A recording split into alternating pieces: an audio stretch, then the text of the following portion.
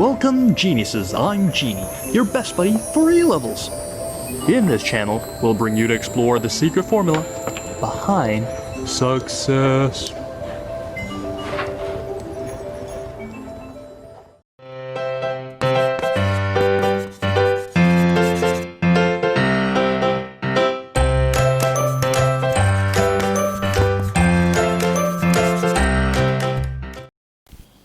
Today we will go into Inorganic Chemistry, Chapter 9, Chemical Periodicity.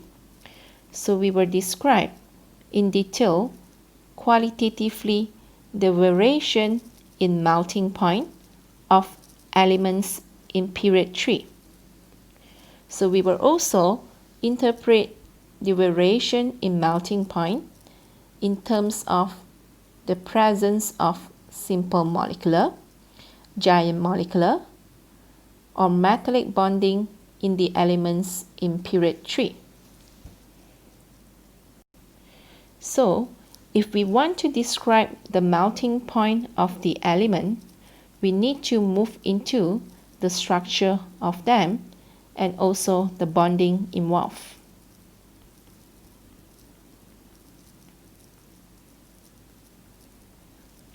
So we have learned 4 different structures in Chapter 4. So we have giant ionic, giant metallic, simple molecular, and also giant molecular structure. So we have sodium, magnesium, and aluminum. So they are giant metallic structure.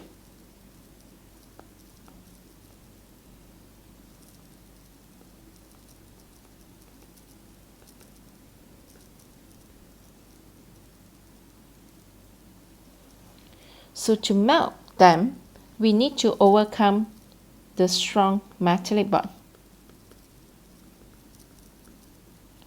So we have 2 factors affecting giant metallic structure with strong metallic bond. So the very first one to go is the size of metal ions. So next to go will be the electron density in the delocalized electron cloud.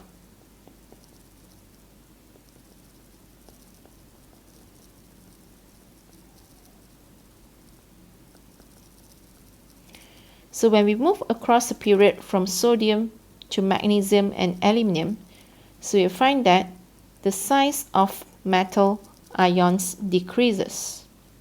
So and they will delocalize the valence electron of them into the delocalized electron cloud. So therefore, across the period from sodium to aluminum, the electron in delocalized electron cloud increases. So with the decrease of size and also increase of electrons in delocalized electron cloud, so you find that the metallic bond increases or getting stronger from sodium to aluminum. So we will have an increasing order moving from sodium to magnesium and aluminum. So the next to go will be silicon. So the structure for silicon is giant molecular.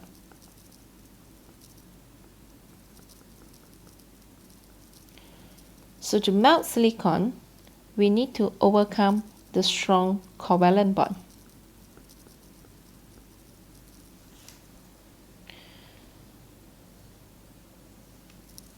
So then, followed by the rest of them, where they are simple molecular structure.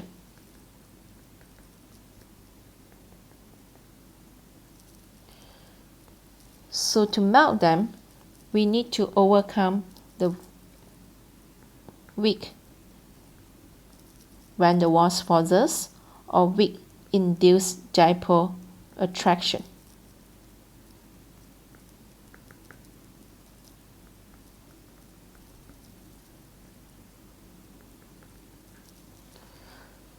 So factor affecting induced dipole attraction or van der Waals forces So we have the total number of electrons in the molecule. So therefore, we have to go into the molecule of this element. So for a molecule of phosphorus, we will have 4 phosphorus atoms, and the molecule for sulfur, we will have 8 atoms.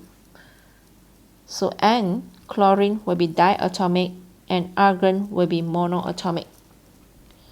So from here, we could see sulfur will have the highest or stronger induced dipole attraction. So the melting point for them will be the highest for S8, and it drop to chlorine and argon. So among 3 of these structures, we'll find that giant molecular, which is silicon, will have the highest melting point. So next, followed by giant metallic, moving from sodium, magnesium, and aluminum.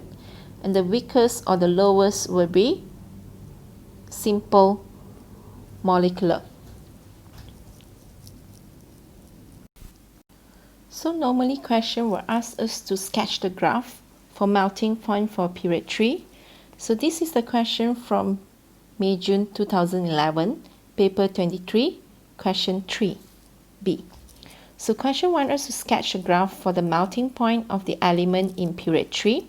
So we have y-axis for the melting point and x-axis for all the elements here. So sometimes x-axis will be atomic number. So in order to sketch the graph, so we have to make sure there's increase moving from sodium to magnesium and aluminum. So there will be a spike to silicon. So we have to make sure there is different gradient moving from aluminum to silicon.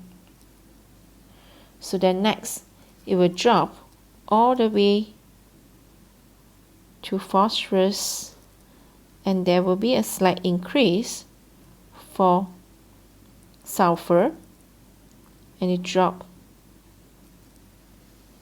to chlorine. So we have to make sure sodium is slightly higher than sulfur. So we cannot draw a graph or sketch a graph to have the same gradient moving from aluminum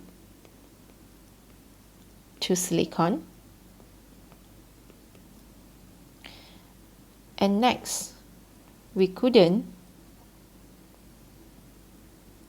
make the giant metallic structure next to the simple molecular.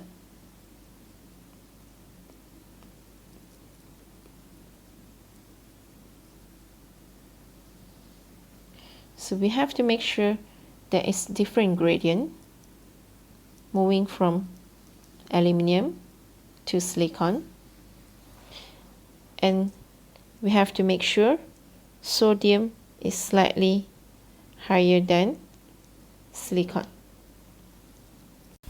So it will be 1 mark for the graph, and next 1 mark to describe sodium, magnesium, aluminum with giant metallic. 1 mark for silicon with giant molecular, and next 1 mark will be phosphorus, sulfur, and chlorine with simple molecular. So this is how we get 4 marks. That's all for the melting point of period 3 elements. That's all for today's video. If you're interested in more genuine sharing by other geniuses, please subscribe to our channel and don't forget to turn on the notification bell, ding dong. Also, if you're struggling with one or two past year questions and the mark scheme just doesn't seem to help, Genie has got you covered. Feel free to let us know what question it is by filling in the Google form linked in the description below. GenieUs Hub will get genius teachers to fulfill your request for the solution. Genie will see you next time. Bye-bye.